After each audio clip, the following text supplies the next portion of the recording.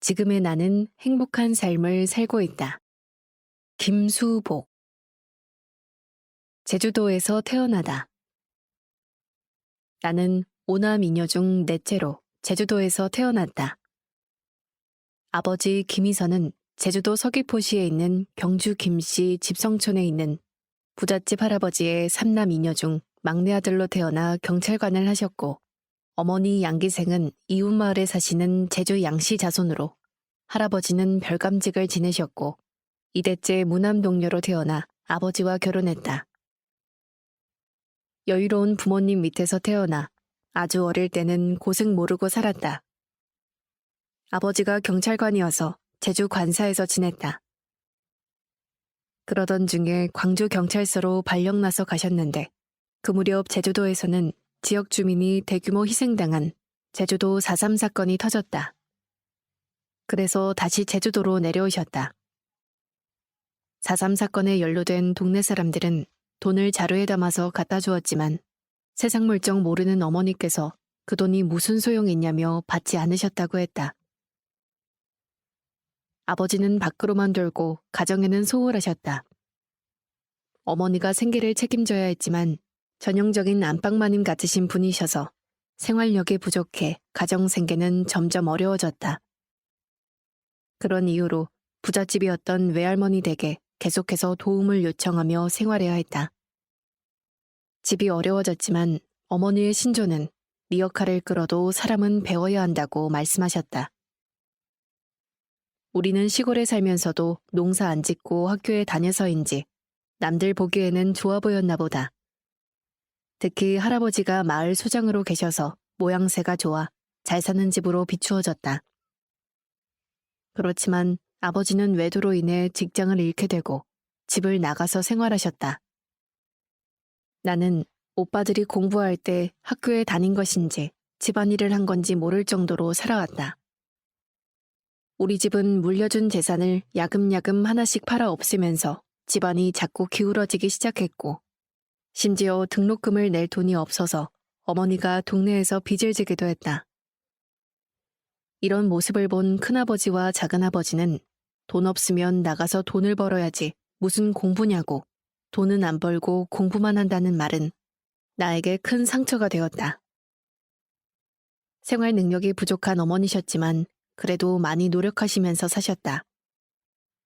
큰오빠는 대학을 졸업했고, 셋째 오빠가 사범대를 나와 진주에 있는 중학교에서 교편을 잡았고, 셋째 오빠가 동생들 등록금을 대주었다.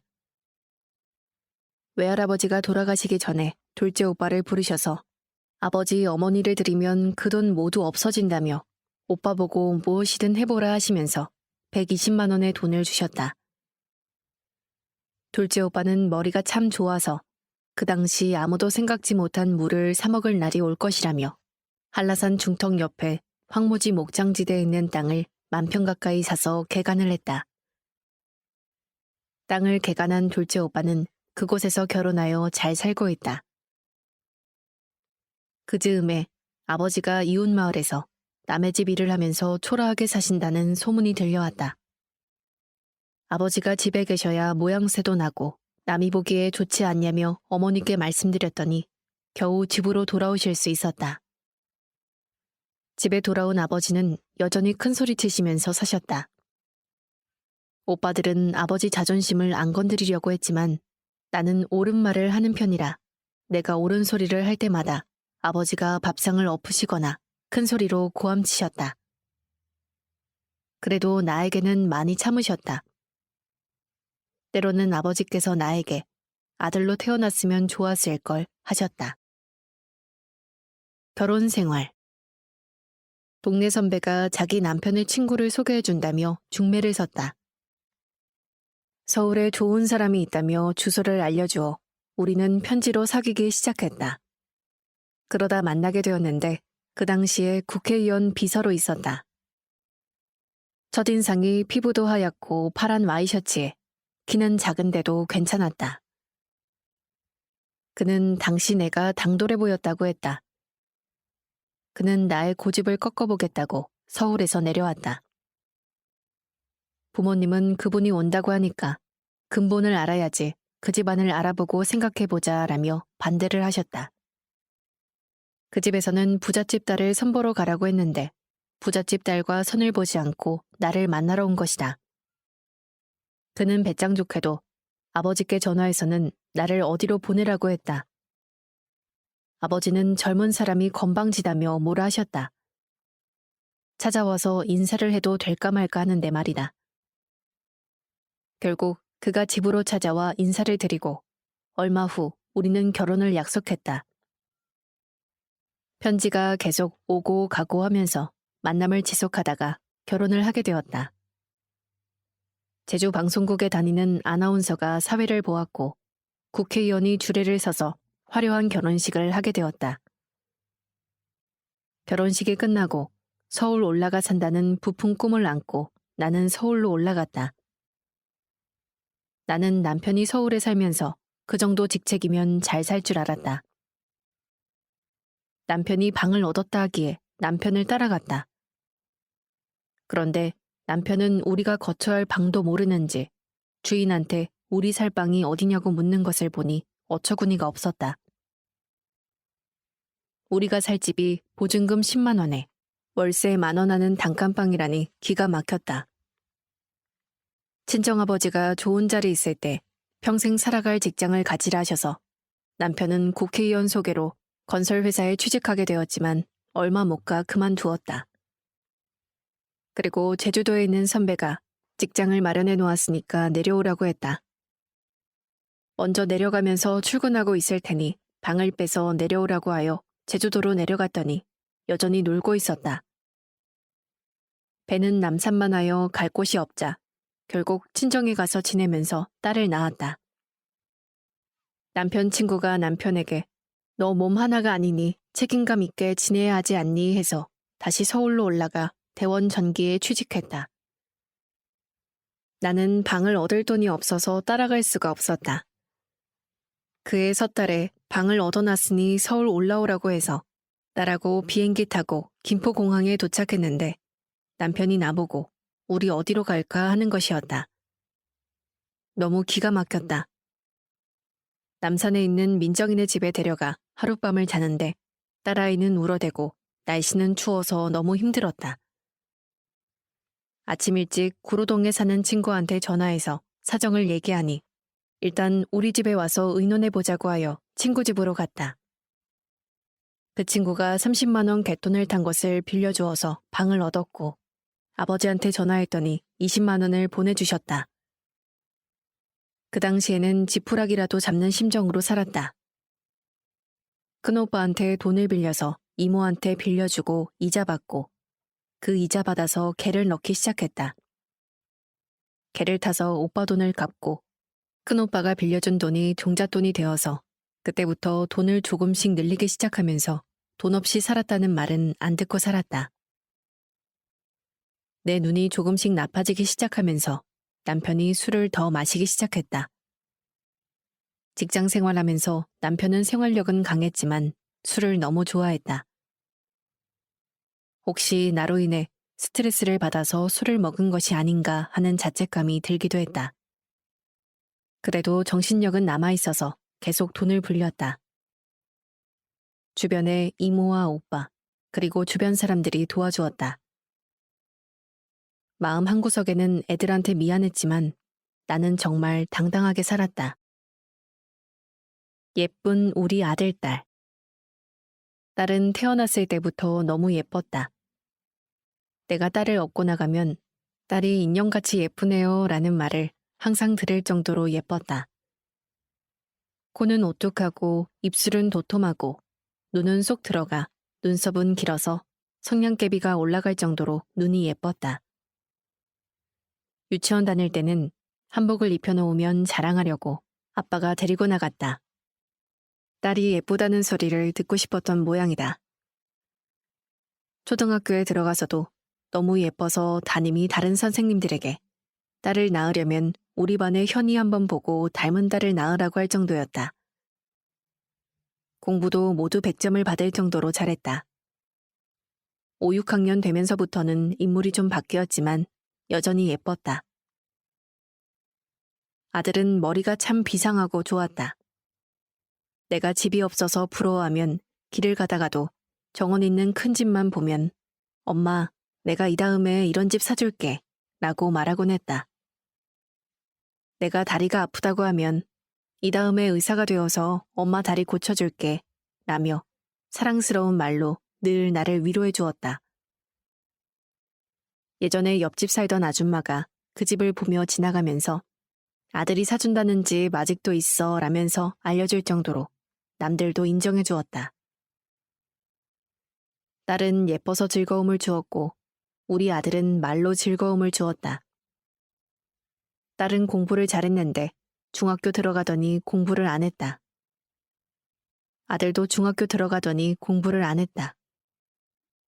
그래도 집에서는 죽으라면 죽는 신용까지 할 정도로 착한 우리 아들 딸로 자랐다. 갑작스러운 남편의 죽음. 남편은 어느 날 식도출혈로 갑자기 쓰러져 병원 가는 도중에 돌아가셨다. 남편이 돌아가신 순간에는 허무하게 돌아가셨다는 생각보다 이 자식들하고 살아야 하는데 어떻게 살아야 하나 그 생각밖에는 없었다.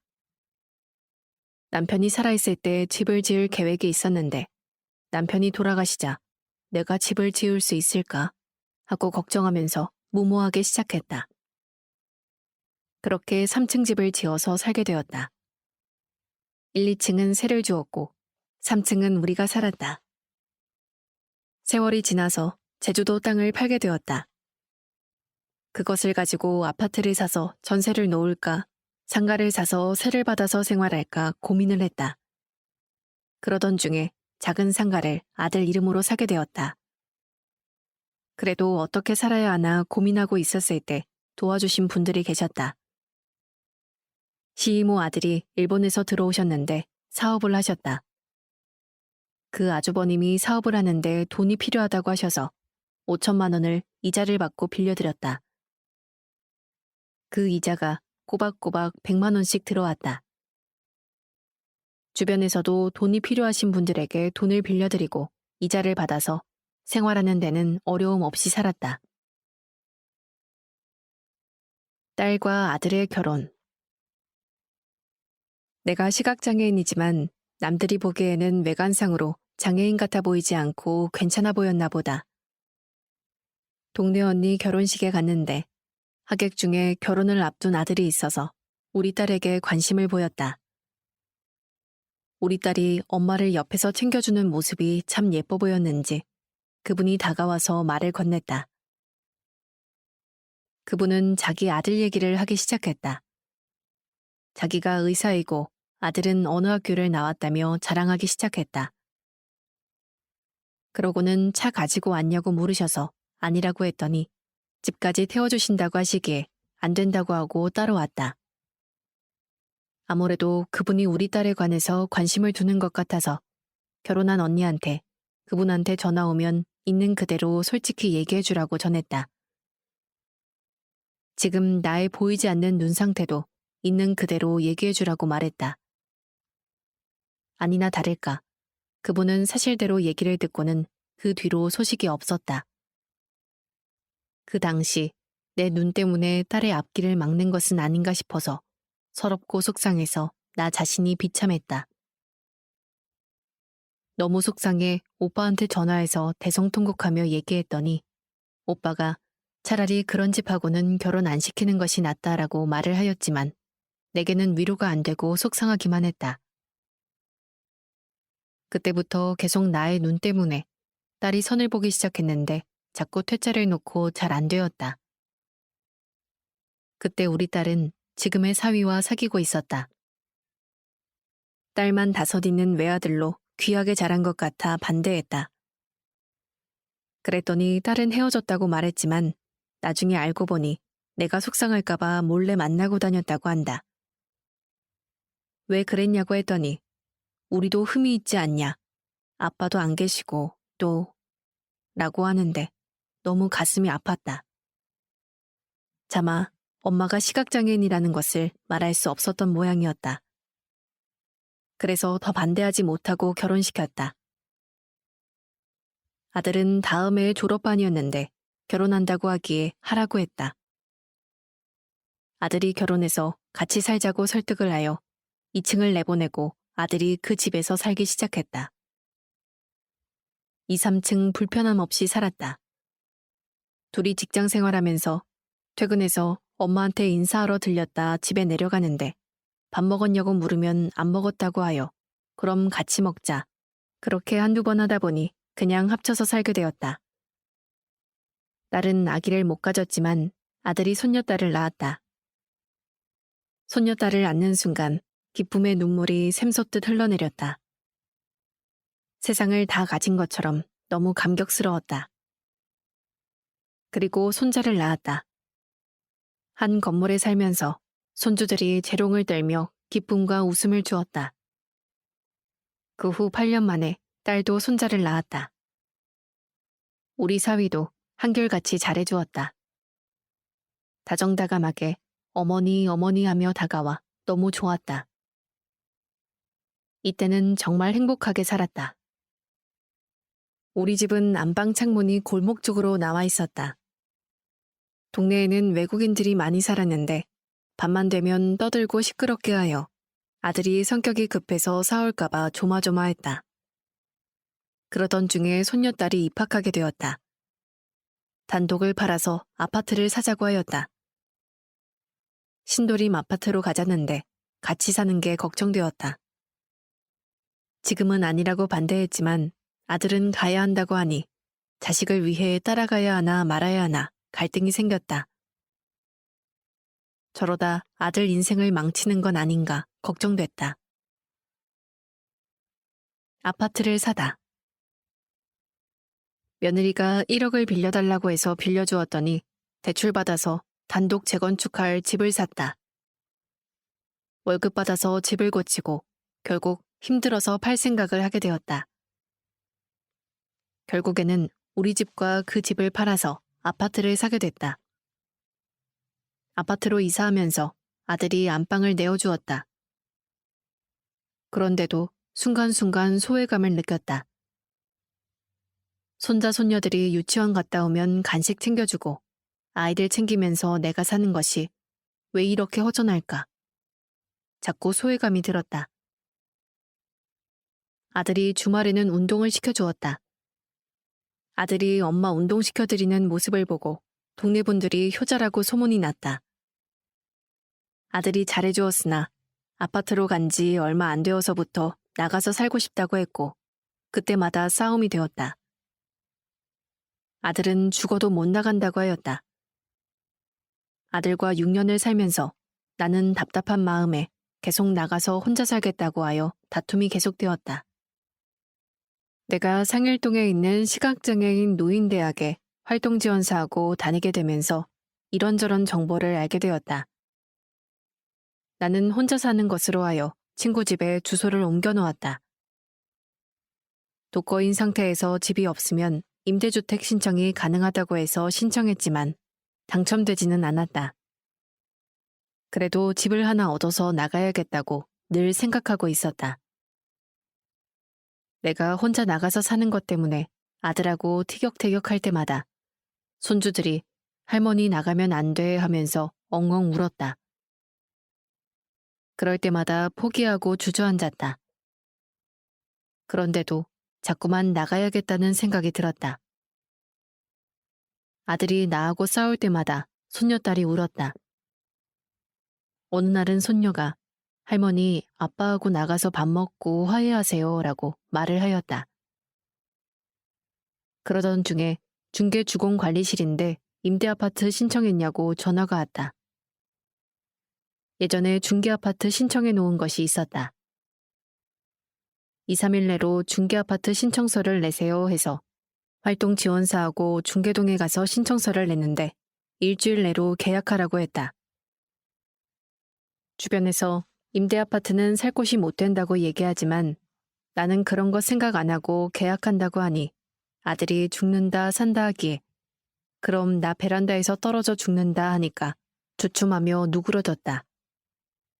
그래서 딸한테 얘기하고 계약한다고 하니까 딸이 하루 전에 먼저 가서 보더니 괜찮을 것 같다고 전화가 왔다. 아들이 못 나가게 하니 계약할 돈이 당장 필요했다. 그래서 적금을 깨서 집을 계약하게 됐다. 아이들 앞에서 짐을 싸는 것이 자존심 상해서 내가 밤중에 식구들 다 잘 때 짐을 쌌다. 아들은 속상해서 울었다. 며느리도 내가 살림은 했지만 얼마나 불편했을까.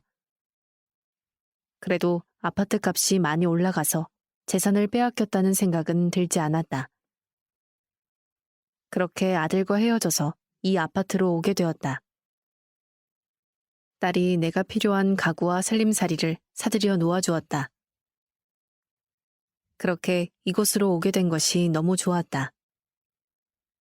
내가 거기서 살면 아들이 내 눈치 보고 며느리 눈치 봐야 하는데 아들이 얼마나 힘들었을까.